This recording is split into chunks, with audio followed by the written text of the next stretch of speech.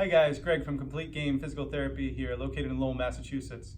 So we're continuing with our foam rolling series today, and today I want to talk about rolling out the IT band. So that's the tissue on the outside of the hip and the knee. It goes all the way from up in the hip, all the way down to that knee, and is often an area of trouble, particularly with runners, where that IT band gets tight, can cause knee pain, can cause hip pain, can even cause you pain up into your lower back.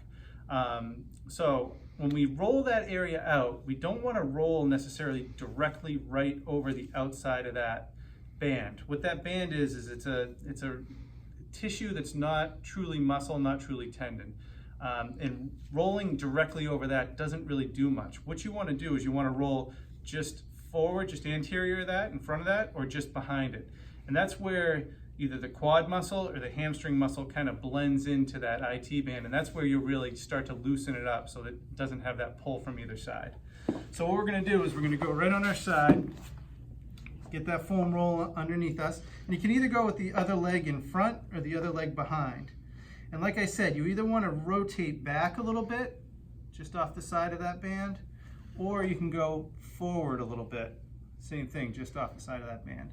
Work the whole length, all the way from the knee up to the hip, find those tight spots, and just kind of stay there for, again, anywhere 30 seconds to 90 seconds even, finding that tight area until you feel it start to release.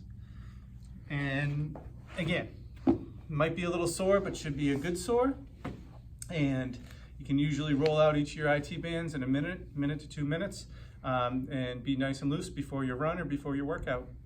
So that was our tip for today. Make sure to check us out on Facebook, Twitter, Instagram, and we'll see you back next week for another tip. Thanks.